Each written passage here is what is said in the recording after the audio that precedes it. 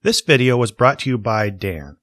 If you're looking for an undiscovered and undersubscribed channel with great arguments against God and William Lane Craig, go subscribe to Dan today. A link is in the description box where links always go. Objective morality can only exist in a universe with a higher being. This again? Objective morality can only exist in a universe with a higher being. Really? Objective morality can only exist in a universe with a higher being. Yep. This again.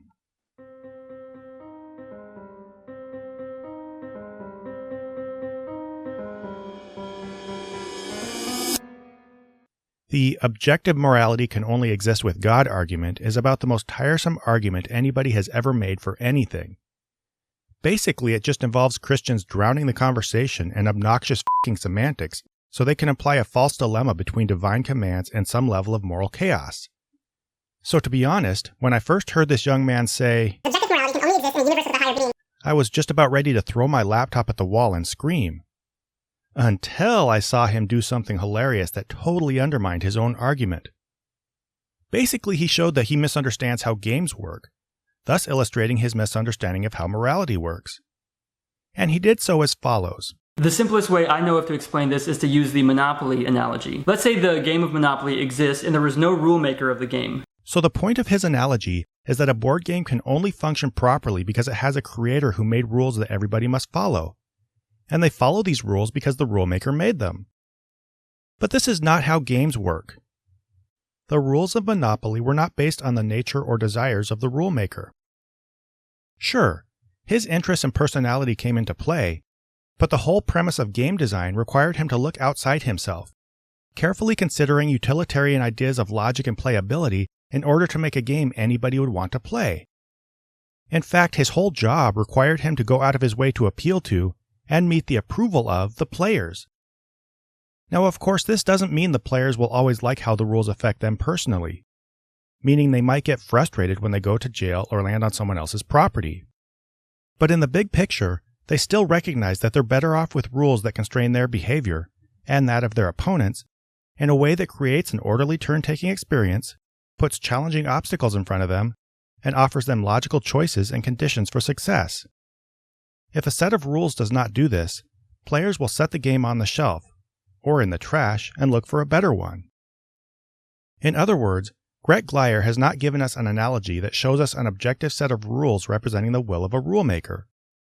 Instead, he showed us the inherent value of a social contract designed to help humans behave in a structured and orderly fashion, implying that the wishes of the rule maker are subordinate to this function.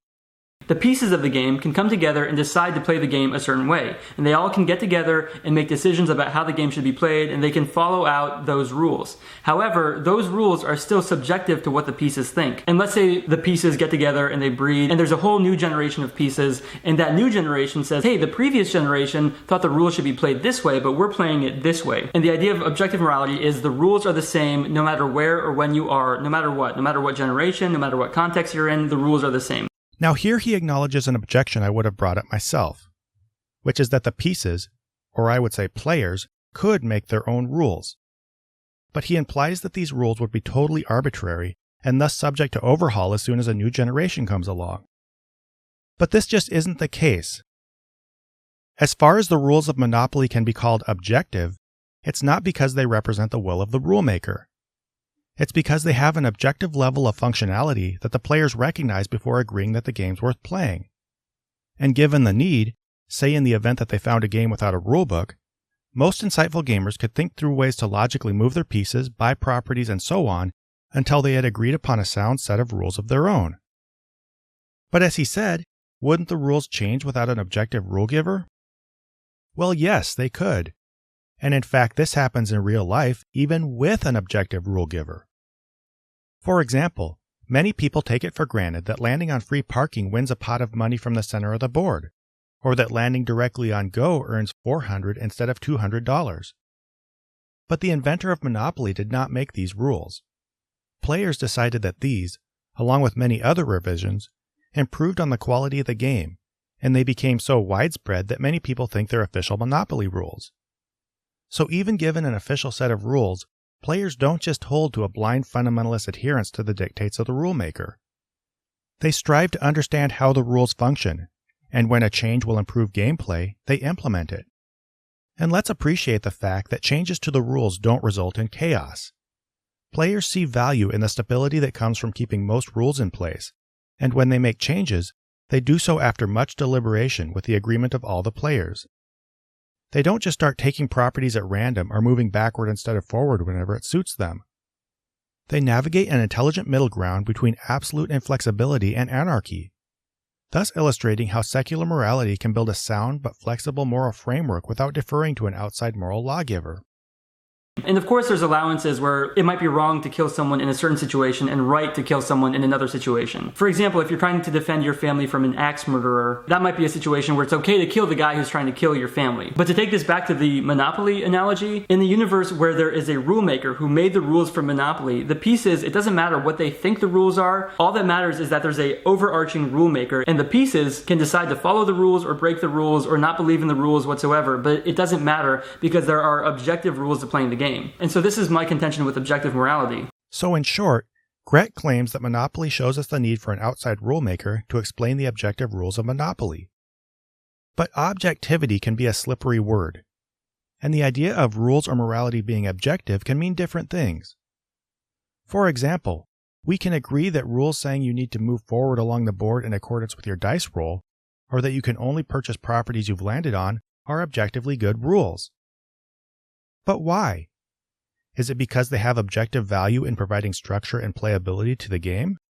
Or is it just because they reflect the will and dictates of one specific rule maker? Anybody who understands anything about games or the function of rules will have an easy time answering this question. So then let's apply the same question to morality. I think we all agree that rules prohibiting murder, rape, and child abuse are objectively good. But why? Is it because they have objective value in providing a safe and viable human society? Or is it because they reflect the will of a specific rulemaker? I would say that anybody who's properly reflected on the function and purpose of morality should have an easy time answering this question too. But the problem is that Gret only seems to grasp rules in terms of an authoritarian relationship between the rulemaker and the rule followers. And by missing the point of why the rules of Monopoly were created, he accidentally gave us an example of rules that, 1. Were created by a fallible rulemaker for the purpose of helping people interact, 2. Were evaluated by the people who followed the rules, meaning that people judge the rulemaker on the quality of the rules rather than assuming the rules are good because of the inherent qualities of the rulemaker, 3. Could have been created by and agreed to by other people, and 4. Are often revised in an orderly fashion by people who agree upon the objective value of the core rules.